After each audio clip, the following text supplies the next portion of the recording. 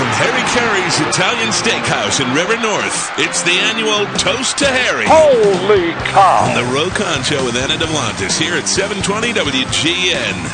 That's right. We're broadcasting live from Harry Caray's Italian Steakhouse on Kinsey for the 19th annual Toast to Harry Caray. Let's hear it. Thanks to our very dear friends at Budweiser who are here. I don't know where my Budweiser went. I know. I don't have one either. I feel there were lost. Budweisers supposed to be on the way up there, and I don't know what happened. Speaking of Budweiser, now this is very interesting. You know, the whole idea here, Anna, as you well know, is we are stacking the room here at Harry Caray's for the 19th annual Worldwide Toast to Harry Caray with twins. Twins. Because the Cubs won the World Series last year. Yes, they did. I can't even believe I'm saying that. I know. It's every time here. you say it, you sort of get goosebumps, don't you? I was in this very room when it happened too, and I've never been in a happier place. Oh, what a great place to be! And so, among the twins here are some famous twins. For example, we have the Caray brothers, who are actually the great-grandsons of Harry Caray. Harry Caray IV, it goes by Chris, and Stefan Caray. So give it up for them. How about this? Congratulations, gentlemen. Thank you for being here, guys. Thank you for having us. It's no problem. Are you old enough to drink a Budweiser? Is that allowed? No, but I think it should be consumed a lot tonight. Let's win too. There you go. That's the right attitude, Stefan. I like that a lot. Now, Chip Caray is your dad, who of course is a famed Chicago Cubs broadcaster for a number of years, and now down in Atlanta. And your grandfather, right, was a big broadcaster. Your great grandfather's a broadcaster. Do either one of you have the bug? I think if anyone does, it's probably Chris. He has the name, and he's much more interested in it than I am. I was always fascinated by the way that people spoke on the TV and the different personalities that they brought to the table. I mean, I know my great-grandfather was one of the most prolific broadcasters of all time. My grandfather kind of gets overlooked because of my great-grandfather, but I mean, like Skip? Who's he? Yeah, well, he was Skip, because Chip is pretty famous right now, and so I think you guys could take it.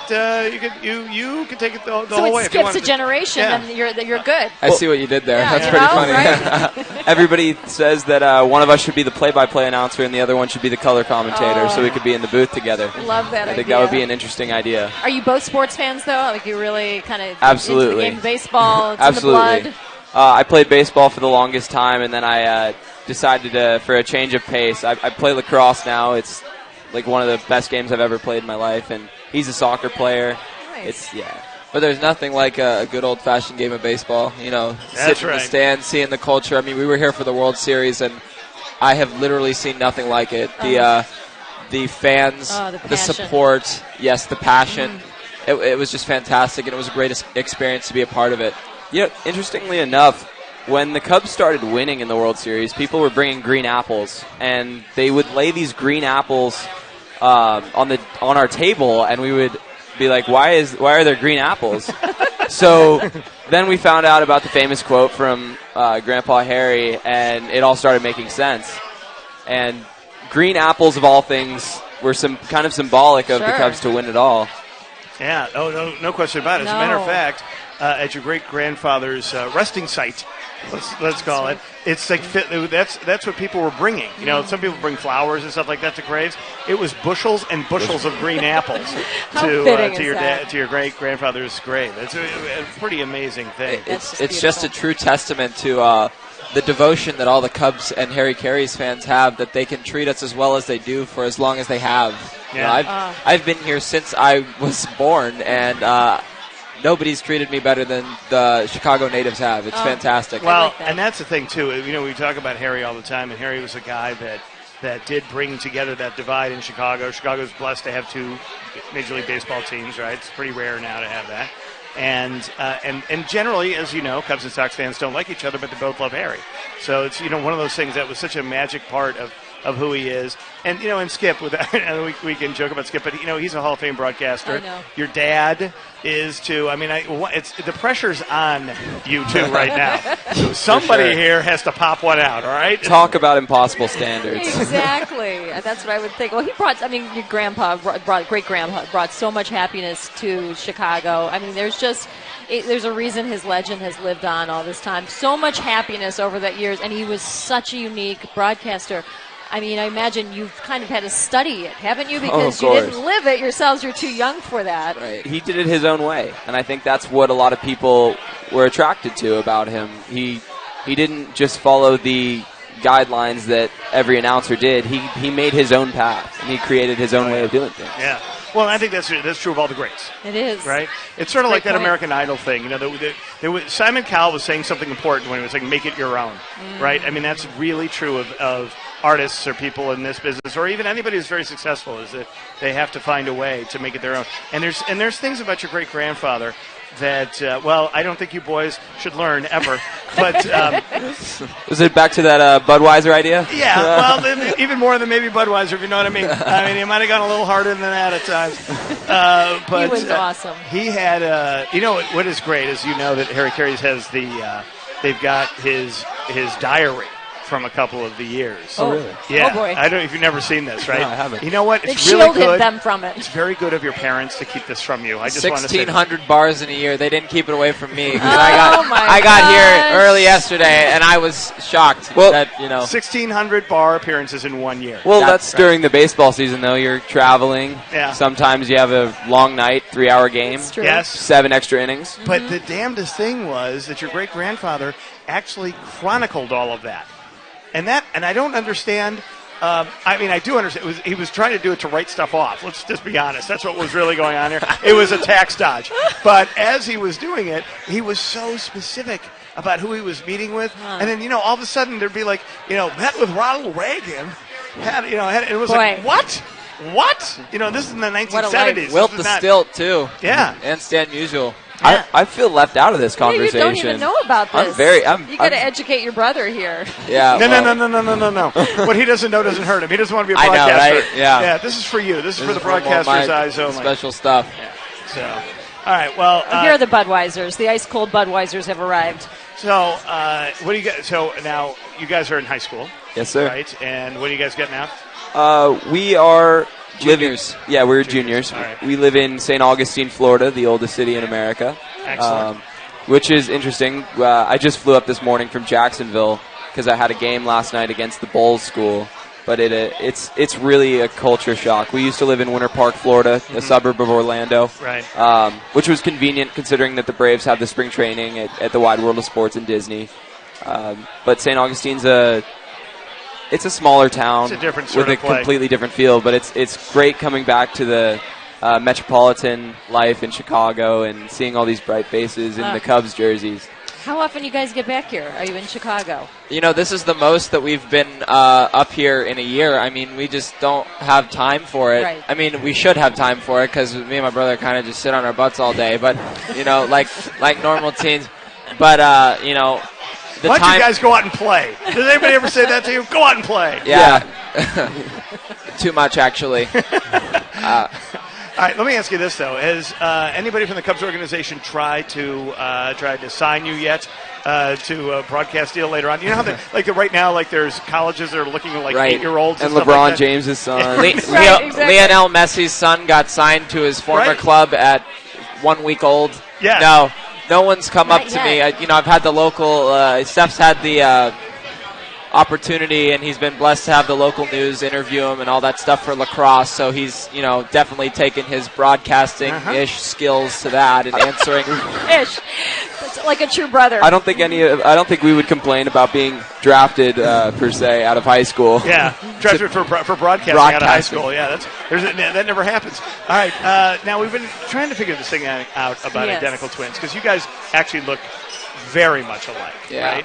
I mean, if you don't know, it'd be very hard to tell the two of you apart, right? Right. But like teachers and that kind of thing, they can tell you apart, right? After they've known you for a while. After a couple of months, actually. That's how long. A lot of times they either call us each other's names and we just respond to it, and it confuses the heck out of them. and sometimes they'll just not even want to try, so they'll just say you, and we'll just look at them. Let me just I need honest answers here, because there's no lie in broadcasting. No one ever lies in broadcasting. One, have you ever taken each other's tests? No. Have you thought about it? Yes. Yeah, all right. Does one of you get better grades than the other? No. Honestly, it's about the same. It's weird. But we're both English guys. We're not like science and math. That's not our thing. Right. But we're more like just like a great grandpa. Yeah. He could count though. He could count to 12 ounces at any given time. time. No. See, 12 fluid ounces. Right. Thank you. All right. So now. Because I just kind of wonder where with twins. I mean, I know you've gotten that question a million times. Every identical twin always gets that. Is like because everybody wants to know if you're cheating the twin system, right? Because it's like because those of us who are not, we would be all day long. Oh, that's all you think about. So many times when you wish you had a body double who could send instead of yourself. There are those moments on dates and all that stuff. Yeah, you don't want to go somewhere. You're like, please. I don't think it's really cheating the system. I think it's an advantage that we were given. You got to use it. And for this example, I guess you could say, when God gives you green apples, you make apple cider. Oh, Stefan. Wow, look at what you just did. That's you know great. What? I'm going to tell you something right now, Chris. He's going to be the broadcaster. Oh, you better start working on some things here. You can see. Oh, yeah, he has the zingers. I have the everything else. I don't know if that's a zinger. I think it's just a pun, but it's no joke without telling the punchline. So true. So very true. You guys are hilarious. All right, well, congratulations, and thanks for being here. This is really cool. great. Thank you so much. Thanks for having us. And, let's hope there's another Chicago Cubs World Series. I know, now you guys, obviously, because of the family connection, you must be Braves fans as well, right? Yeah, I mean, it's always fun to see a team win, though, so the Braves just kind of, Yeah, this is not their era, right? Well, I think it's kind of hard because when the Cubs were making their World Series run, we jumped on the Cubs bandwagon, which I don't really know if it's considered a Cubs bandwagon. Not for you. Yeah, that's. No, but for a lot you, of it's okay. a lot of people were like it's a Cubs bandwagon, and so our sports teams almost went 3 for 3 in the major sports. My mom was a cheerleader at Clemson, so they won the national championship in football, and of course, being more of Atlanta involvement, we're Falcons fans. And then when the Cubs won, oh my goodness, we were at our grandparents' condo in downtown St. Augustine. It was late at night. They had fallen asleep. And when Ben Zobrist hit that double that drove in the RBI to take the lead, I screamed at the top of my lungs. And they woke up and they were like, "What happened? Is there a fire?" And I told them, no, the Cubs are in the lead.